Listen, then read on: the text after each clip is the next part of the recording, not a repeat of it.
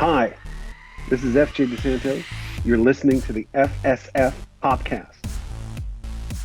The show that makes you wish it was half as long and twice as funny. Our show is brought to you by our charity sponsor, the Red Shirt Widows and Orphans Fund, which supports the Wish Upon a Teen Foundation that helps out sick kids when they need it most. And just imagine the comfort you'll give Red Shirt crewman number 134. You'll know that when he puts on the red shirt and joins Optimus and the Autobots in their fight against the Decepticons, that he didn't leave his family destitute and without hope, because the Red Shirt Widows and Orphans Fund has his back, and what's left of his oil change. All right, guys, our guest today is a producer and writer who has spent much of his time in the nerd world, because, you know, we're nerds and we like nerds, with many projects in the Transformers area. He's worked on Tekken, Constantine, and just a few of the projects that this man has worked on and as a writer or producer. And from what we have been told, he is quite the Star Wars fan / historian. So we're going to test him a little bit on that later in the show and see how that goes. But anyway, let's take a moment to welcome FJ DeSanto to the FSF PopCast. Welcome to the show, FJ.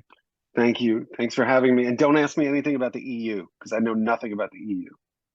Well, I guess that cancels out all 5 questions we were going to ask you later. No, I'm just kidding.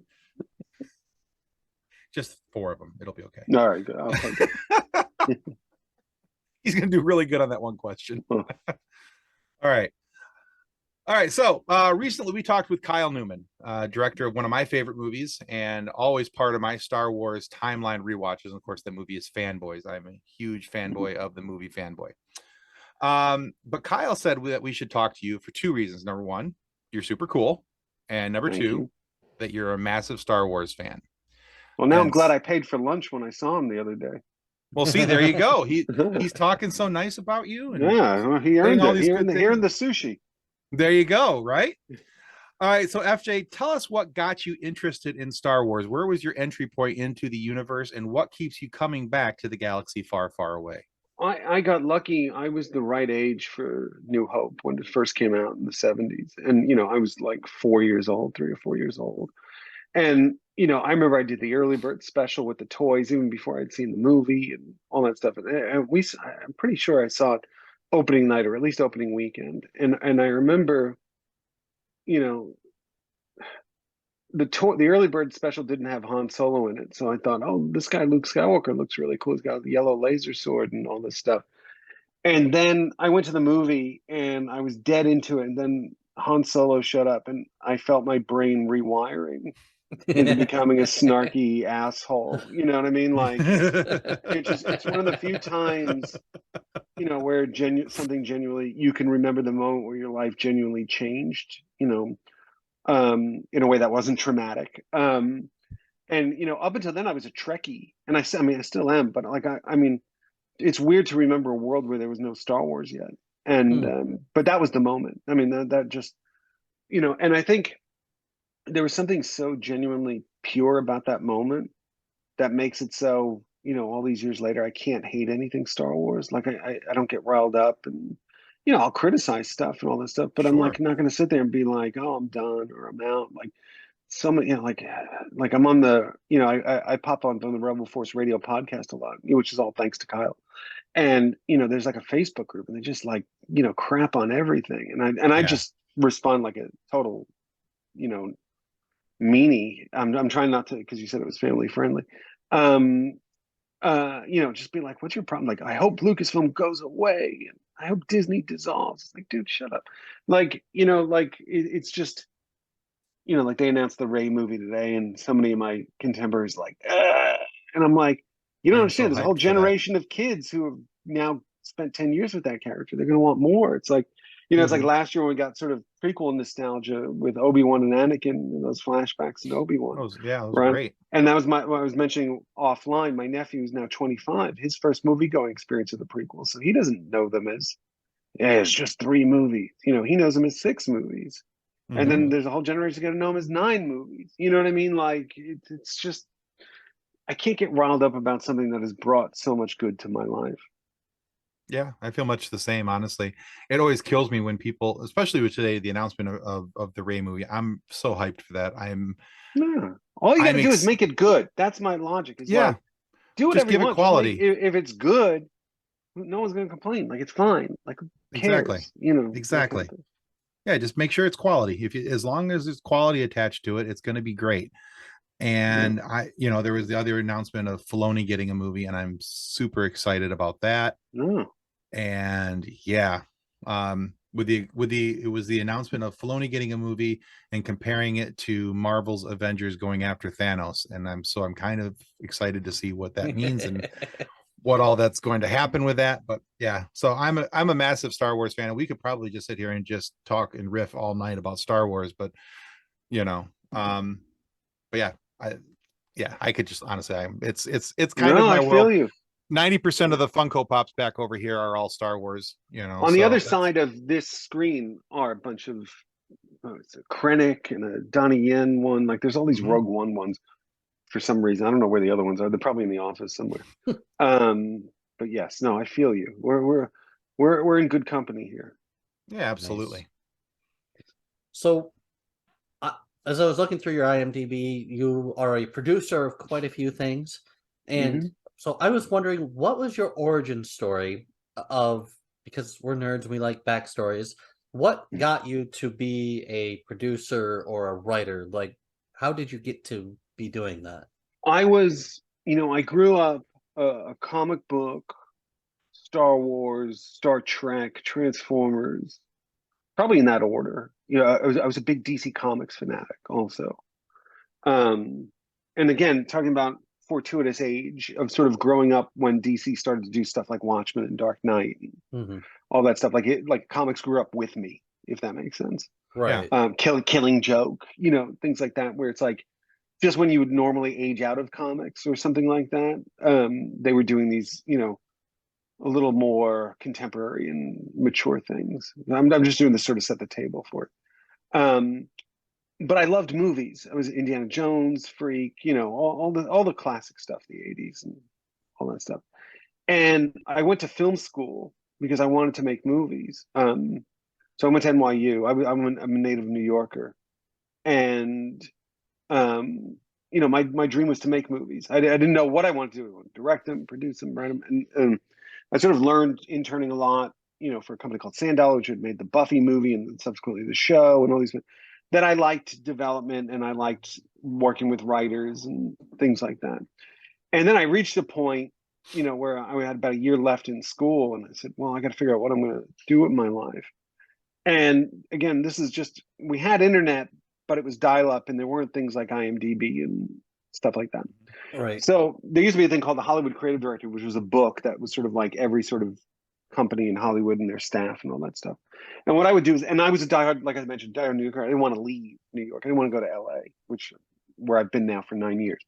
And but I was able to stretch it out as long as I could staying in New York, because I found out that the executive producers of the Batman franchise had an office in Manhattan. A guy named Michael Uslan and his partner Ben Melniker, and they were the guys who in the late 70s got the rights to Batman and went on sort of this 10-year odyssey to sort of, that led to the Burton movie and subsequently the movies after. And, like I mentioned, I'm a Batman fanatic, in particularly Dick Grayson fanatic. There's a bunch of original art over here that's all Dick Grayson. There's I have Alex Ross Dick Grayson piece. I have Jim Lee Dick Grayson piece.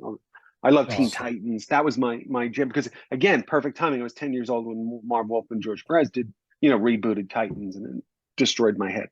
So anyway, I wrote Michael and Ben a letter basically saying, hey, I'm the guy who should come work for you. I love DC Comics. I know Batman inside and out. I'm in film school. I want to learn more about the business, all that stuff. And, and I was sending my resume and sort of letter to tons of companies in Manhattan. And just bizarrely, they wrote me back. Michael wrote me back, and it wasn't like a form letter. It was like, telling his story and all that stuff, and don't give up. It was very, positive, which I still have. And it was on, the bat signal and the letterhead and all that stuff. Super cool. But he said, and he said, I'll keep your resume. We don't have anything now. You're still in school, but I'll keep your resume on file. And son of a gun, he's the only person who ever actually kept the resume on file. Because a year later, I'd been out of school about 6 months. They called me and said, come in for an interview to be the assistant.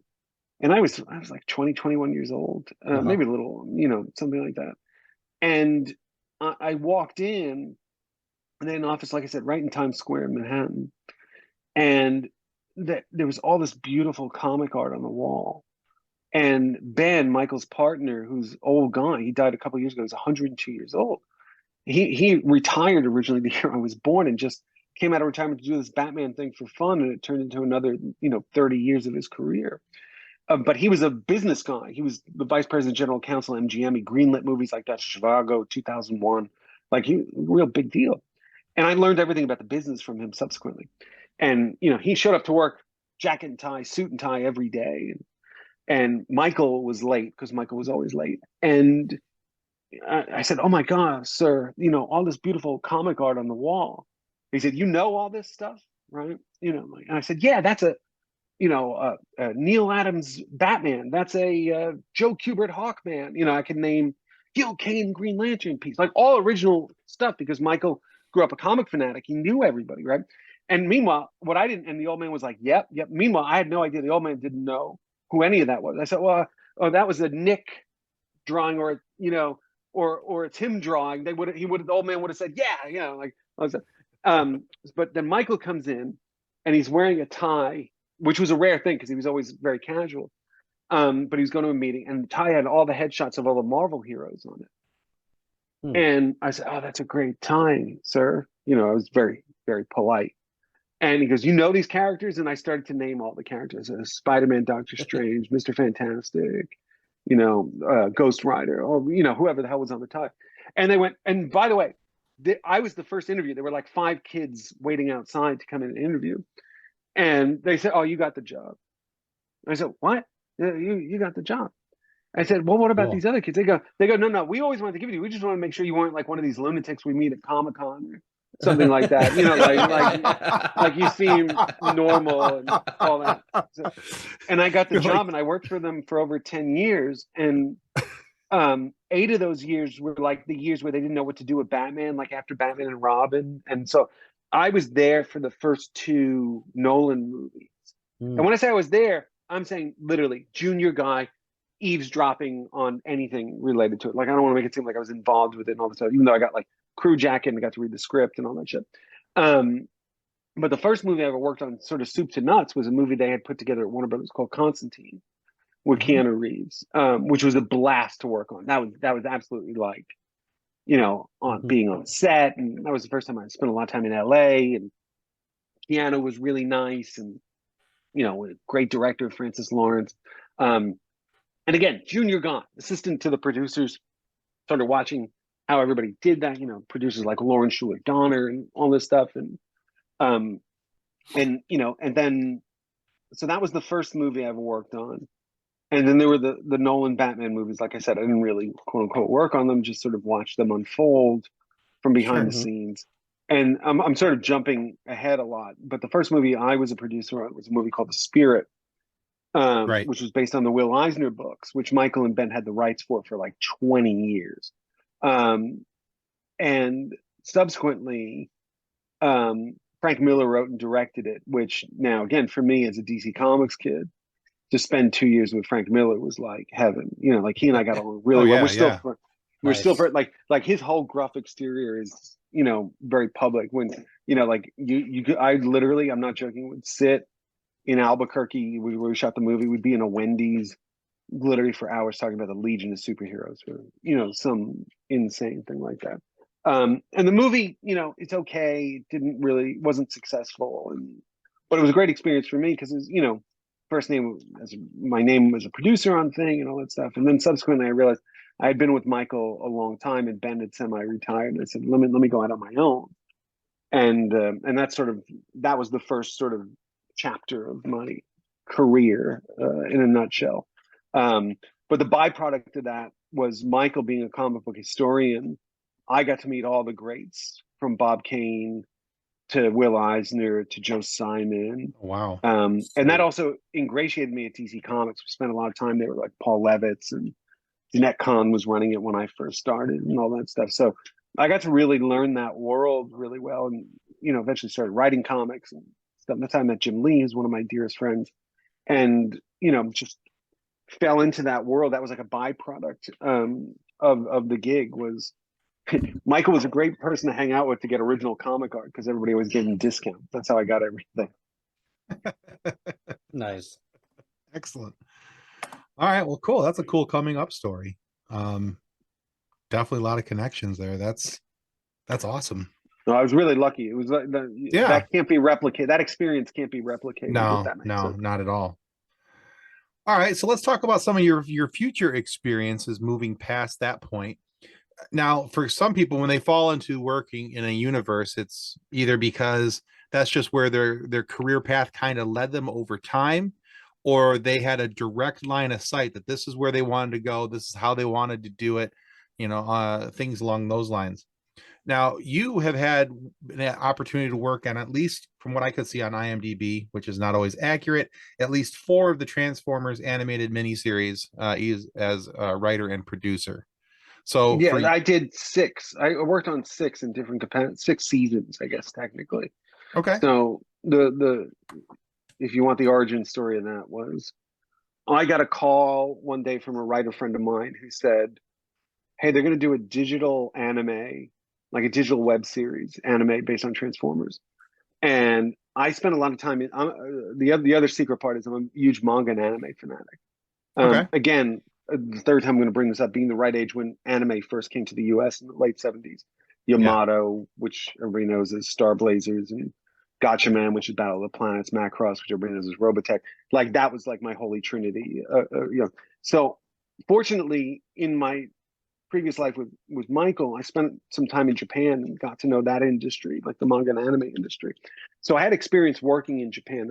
In fact, my first job, or freelance job after I left them, was consulting and developing stuff for Japanese companies, like their properties and stuff like that. Like I did a book called Cyborg 009, which is based on a very classic thing, and I was working for the rights holder for that. That's how that came to be. And then so the idea was like this Transformers anime was going to be produced in Japan, so they felt my experience would be helpful. But also, like when I sort of listed the things I love, Transformers was sort of the 4th or 5th thing. So I didn't have like a serious knowledge outside of G1 like I do Star Wars or Trek and Okay. all that stuff. So like I was like a G1 guy, right? Mm-hmm. And what happened was, sorry, I'm just moving this a little bit.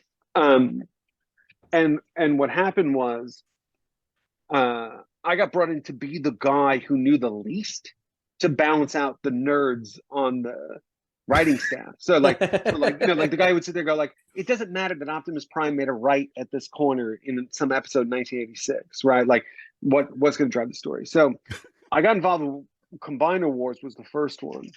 Yeah. And long story short, there was a showrunner involved with that show who had a bit of an ego and sort of gutted the show and sort of decided he was going to do what he wanted with it. Yeah. And subsequently, when the first season was finished, fired everybody off the show. Fired the writers, fired me, fired everybody. Because he thought he was going to direct it. He thought he was going to do all this shit. And I thought, oh, my time with Transformers is over. Like, that's it. And subsequently, like 6 months later, in the middle of the second season, you find out the guy has completely tanked second season. And I get a phone call from somebody at Warner Brothers, because they own Machinima, saying, hey, can you meet on a weekend? And I said, oh, something's up. And they said, we're firing him on Monday. Can you start on Tuesday and be the new showrunner of the second and third seasons? And I went, sure. And I had never showrun anything in my life, let alone animation, Mm-hmm. So I got really sort of thrown into the fire on that one, because the second season was mostly in production. It was a disaster. And if you've ever watched them, like the third season is very, very different, because we were able to sort of get a little control over that one and sort of steer it more towards the toys. Like he didn't, like the previous showrunner, like didn't care what toys they were using, all that stuff, like how to match it with the brand and all that stuff. And we did the third season, because that had like Volcanicus in it and all that stuff, like, oh, they're actually making toys of these things. And, but what was sort of great about it, the Prime Wars trilogy, which creatively I think is a mess. And, now that I'm no longer doing it in Transformers, I can sort of come out and say these things. It was a disaster creatively. Okay. But what it was an education on how to make anime, how to produce anime. But it was also a master class, if I may, behind the scenes. I shouldn't say master class, like like an education is a better Yeah. word, on how to handle Hasbro and what they're looking for to do with these shows. So subsequently, when those shows were over or about to end, the third one was about to end, Hasbro said, look, we like you, we like Machinima, and they had no idea Machinima was about to get dismantled in the Warner Brothers merger. But they were like, we want to do more, but we don't want to do web series. We want to do like a Netflix show. And then the timing of that was just bizarre because I just sold Tekken as an anime with Machinima to what was the brand new Netflix anime group. So it was a very easy phone call to Japan and say, do you guys want to do Transformers? And they went, yeah, as long as it's not the thing you're doing now. I said, no. I want to do a whole new thing. And Hasbro, I had signed a bunch of NDAs and I spent a lot of time in Rhode Island dealing with them, had sort of given me the sort of framework of what those three, what War for Cybertron was going to be. The first one was, hey, it's called Siege. It's Band of Brothers on Cybertron. Second one's called Earthrise. Third one's called Kingdom. It's going to be the Return of Beast Wars, but don't tell anybody. And I was like, oh, geez. Like I could do something with this, because the idea was like it was a prequel to G1. So I was like, yeah, that's the stuff I know. So bizarrely, in the sort of 5 or 6 years on Transformers, I was the guy who was hired to be the guy who knew the least, to being like the ultra protective, like, don't mess with Transformers kind of thing. Like it was like this evolution of what it was. But that's how I got involved with it. And Netflix, to their credit, automatically greenlit 3 seasons just based on me telling them what it was. And I had an animation studio called Polygon out of Japan, who were friends of mine who had done Robots in Disguise and a couple other things. They had won some Emmys for it. They'd done Clone Wars and all that stuff. And cool. And I just walked in and said, I want Polygon to do it. And Polygon had done a bunch of stuff for Netflix already. So it was look, the easiest sale of my life was just sort of like, yeah, Transformers with Polygon. They went, okay. And then it took them, 8 months to figure out the deals and all that stuff. While I just sort of sat there finishing the third Power of the Primes and all that stuff. And the irony being, we hired Ron Perlman to play Optimus Primal, and now he's Optimus Primal in the live action features. So it's like, you're welcome for the paycheck, Mr. Perlman. Nice. There you go. That's cool. I do find it funny that you were brought in to be the opposition to the nerds, because not the opposition, the balance. Yeah, the balance is probably don't get lost a better in way the to say it. weeds on this nerdy stuff, and because push it forward. Yeah, because even in the Star Wars stuff we were talking earlier, instantly I just started thinking about the people who are like, well, people are picking apart the Sabine the new Ahsoka trailer that dropped today, because Sabine's hair is too long and it's the wrong color. Shut up with that stuff. And it's the worst. So and I'm not entirely sold on the casting just yet, but Nick and I were talking about this right before you came in. I said, but I know it's going to grow on me. The more I see the person in live action, it's going to grow on me. Yeah, it's weird. It's like when the first time you see Rosario as Ahsoka, it's like jarring, and then you ease into it. And it'd be one thing. The only solace I take in that is Filoni's the one doing the casting. Yeah, and he created these characters. He created these characters, so there is a certain amount of respect and trust you have to give him. Oh, absolutely. For doing that. It'd be one thing if it was somebody else off running it and they just picked who they thought it was, but it's like, no, the guy who created the characters. How rare is that? Exactly. That the guy who created the characters is going to have the opportunity to sort of expand what he's built. Mm-hmm. In Filoni we trust, so we'll move forward from there. But and now, a word from our show sponsor, Level Up Sabers.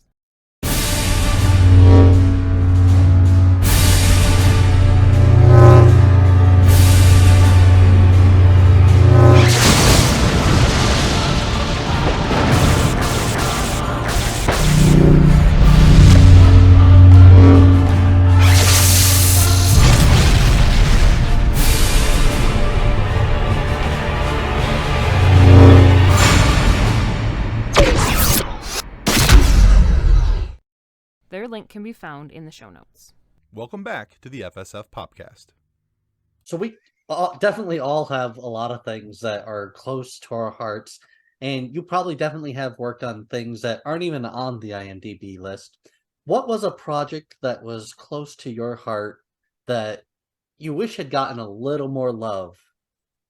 Oh, it's definitely Cyborg 009. Oh, Because we did a great sort of graphic novel for a beautiful hardcover book that came out in Japan the same day as the US, which had never been done before. And to be honest, it was a labor of love, but it was also a Trojan horse with the idea of trying to sell it as a movie or TV show here in the US, because in my line of work, you can't walk into a studio with 25, 30 volumes of manga and say, hey, the story's in here.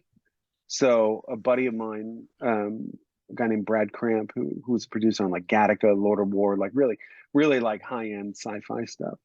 He and I sort of had written the cyborg treatment, for a feature that eventually became the graphic novel, with the idea of we could, get a movie deal for this, and we did. We got offers on it, and subsequently the rights holders in Japan had a regime change that they didn't want to do an international production. Like they were scared of what would it do to their, property and all that stuff.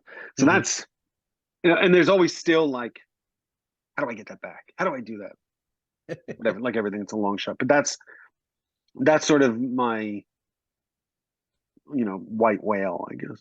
Gotcha. Did you have any dealings with the Netflix series?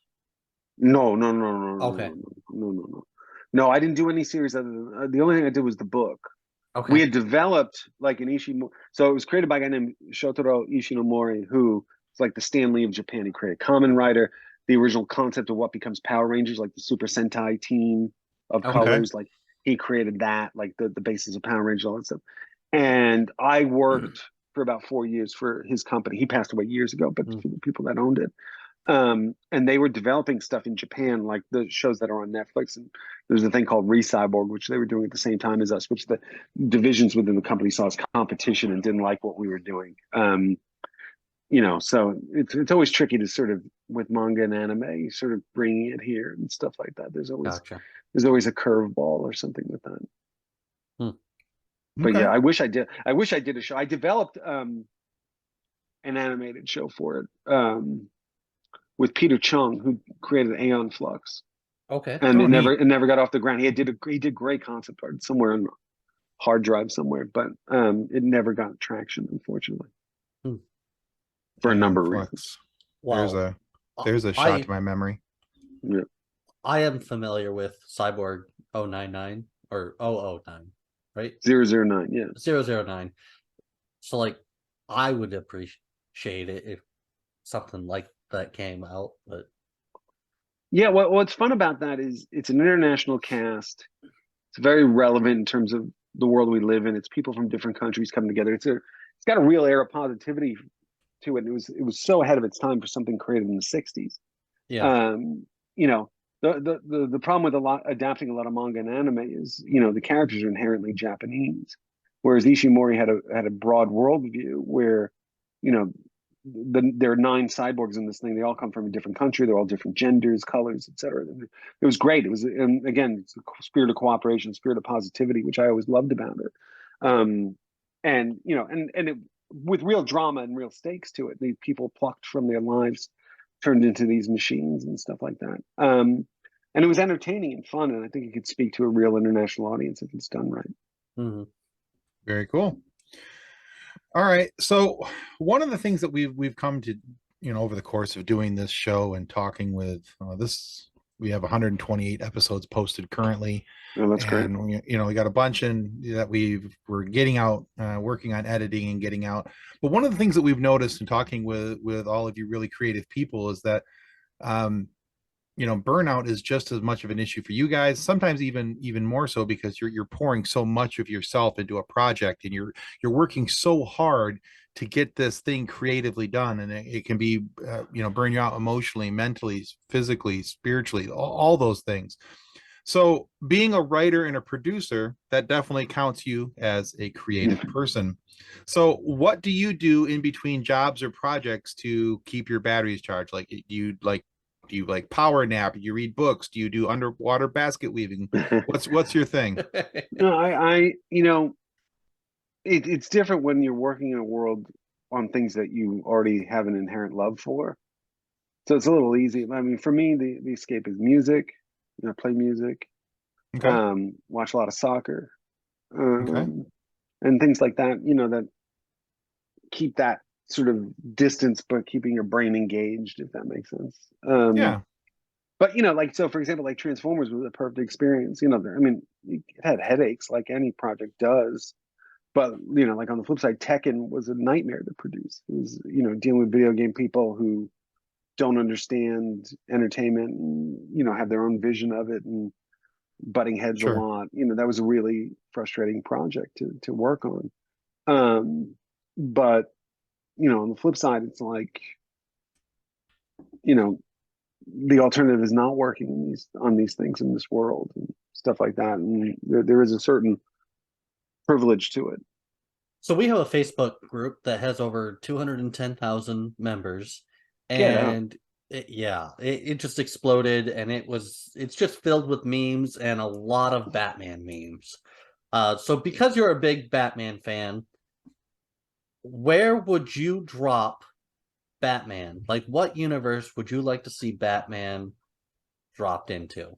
Are you talking about film or comic? Ooh, Sure. Yeah, I think the short answer is yes. If you have a preference of one over the other. If it's comics, a little easier. For me, my prime golden era of Batman that I fell in love with it and blew my mind was Steve Englehart and Marshall Rogers in the 70s. Joker Fish, Silver St. Cloud, all that stuff. And I got really lucky. I have a Marshall Rogers commission of Robin that he did for me about 6 months before he passed away. Oh, wow. Yeah, so it's one of my prized possessions because, like I said, back in the day when I was working for Michael, he was a big comic art collector, so he knew everybody, all the dealers, and how to haggle and all that nonsense. And I always wanted pieces from the stuff I loved as a kid, right? But none of the Marshall Rogers stuff ever has been on the market, other than the occasional cover, which couldn't afford anyway. So eventually I tracked down his art dealer and got him to do a commission because there wasn't going to be a piece of original art, So luckily I got it. Okay. So yeah, that's my era. That's I think it's collected as something called Strange Apparition or something like that. Okay. Just gorgeous artwork. But if you were to put Batman in a different universe, for the Batman of that era, into a different fandom or universe, where would you drop him and why? Well, I don't know. I hate mixing things up. Okay. I don't know why. I think, though I'm a big like Earth 1, Earth 2 fan. Like I love Earth 2. I love JSA, and Earth 2 Robin in particular is my favorite. Okay. But it's a fair answer. I always hated see like someone would do an art commission of the Enterprise, the USS Enterprise and the Millennium Falcon meeting. It's like, I don't want that. No, I don't want that. Keep that all away from each other. You know what I mean? Like, don't mix up those worlds. You would hate a lot of the memes in our group then. Then I'm not joining. Forget it. No, there's a lot of good ones in there too. There's a lot of we got a lot of fun people in our group who post some really cool stuff, and we have some fun conversations too. So, all right. So, like I warned you at the beginning, Kyle Newman talked you all up and how much Star Wars trivia you knew. So we've got 5 questions here. We're going to run you through.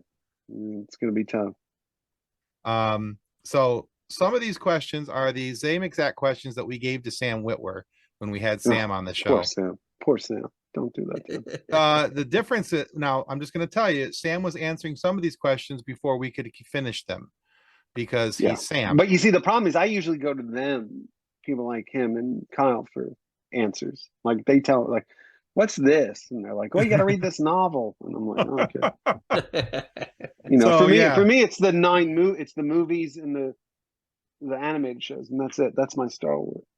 I get you. All right. So, Well, I'm gonna let's see. I'm warning. I'm gonna embarrass myself.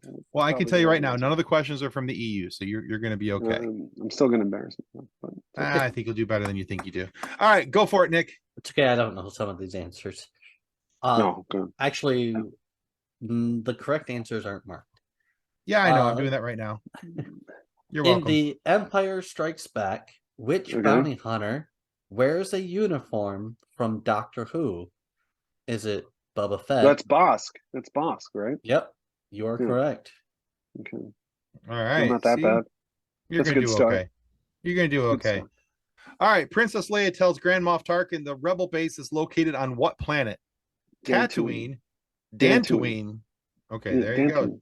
Dantooine. I was going to try and throw you off with a Tatooine, but you know, alas, it did not get thrown off.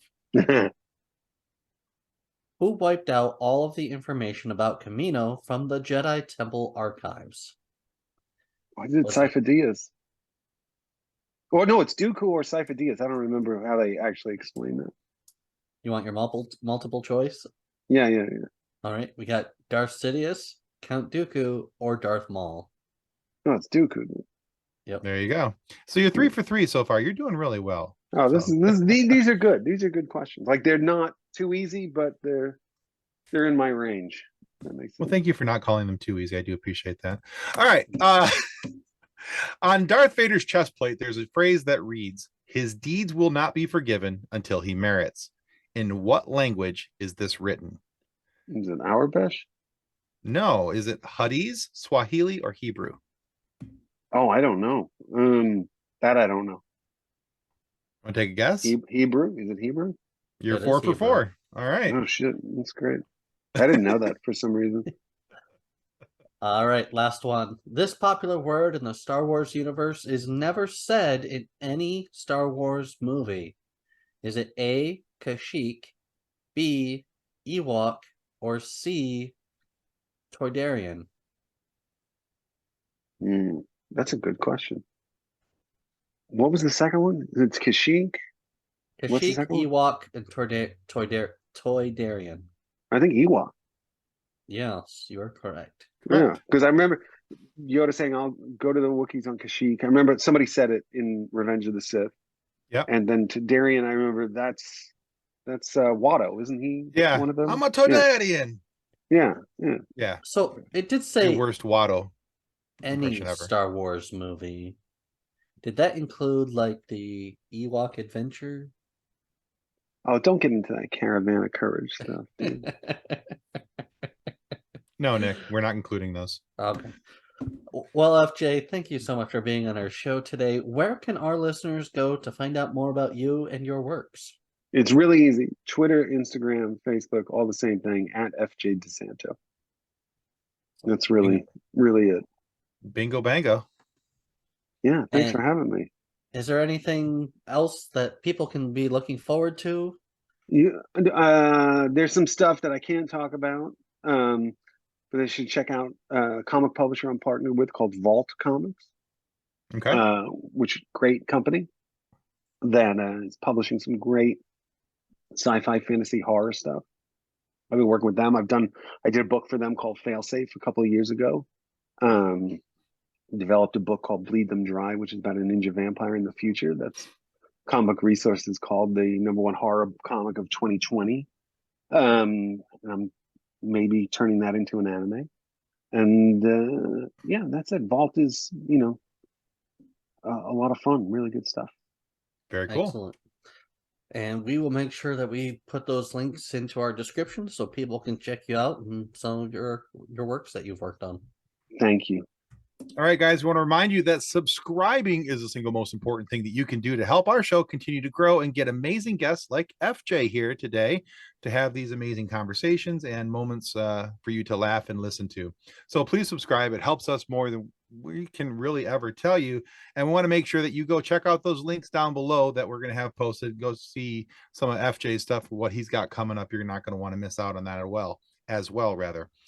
But if for whatever reason you're not happy with the content of our show today, you can always feel free to lodge a complaint with the head of our complaint department. That, of course, is the Spirit, the only real middle-class crime fighter. When he isn't busy bringing justice to Central City and the moon, he'll try to make time to look over your complaint. But to help expedite the process, make sure that you send in 3 copies. 1 for Sans Serif, 1 for Muffins, and 1 for the Spirit himself. We're sure that once he has time, he'll tell you that we aren't nearly as much of a threat as the octopus. After all, we're only podcasters. That's great.